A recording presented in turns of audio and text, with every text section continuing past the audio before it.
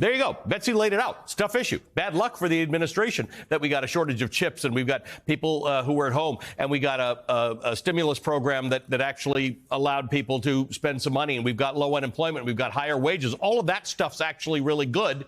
But on this side, we've got higher energy prices. We've got supply chain issues. We've got inflation. What would you tell the administration that they need to do in order to communicate this, the bright side of this as opposed to just the negative side of it? So the fundamental framing shift that we need people to be able to internalize is a move away from why is stuff so expensive to why are you so broke? And what I mean by that is two things. Number one, a focus on the things that cost the most. Housing, childcare, higher education, the things that we need most, health care for our loved ones, that cost the most are being put deliberately out of our reach by a handful of MAGA Republicans who are bound and determined to keep us struggling so that they can keep handing kickbacks to their corporate donors. So that's number one. And number two, there needs to be a clear indicator of the origin story of where this hardship comes from, that in essence, GOP might as well stand for gouging our prices. Because as we have seen time and again, given any and every opportunity to actually help Americans afford the things that all of our families need and want, they choose not to. How does that work, though? Because as much as oil prices are up all over the world and inflation rates are up all over the world, so it can't possibly be all Joe Biden's fault. Ultimately, we know that that's the connection people make, right? When their stocks are down, their retirement looks bad, their prices are up, and they see it every day in the price of a gallon of milk or a gallon of oil.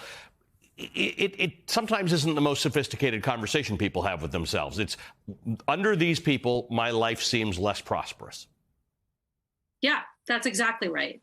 And so first and foremost, we don't argue with people's feelings. That is a bad thing to do in life and in politics. You cannot argue people out of the feeling that they're having. So some sort of vague reassurance that the economy is going great. Look at the Dow. We have all this unemployment. If that, as you've rightly raised, isn't what people are feeling in their day-to-day lived experience, arguing them out of that makes you sound not just out of touch, but kind of callous. Right. So what do you say? You say something with an opening value that begins, no matter what we look like or where we come from, most of us believe that people who work for a living ought to earn a living and have time left over for a life.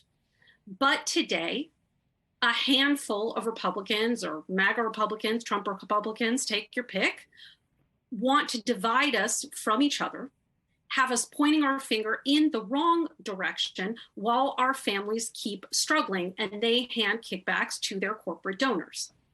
Any and every time a bill comes up for what we need and what the majority of Americans support, whether that be childcare supports, whether that be making healthcare affordable, whether that be bringing baby formula home to the United States where we need it, they block it. And then they hope we'll look the other way and blame Democrats, who in every single instance are standing with and for our families.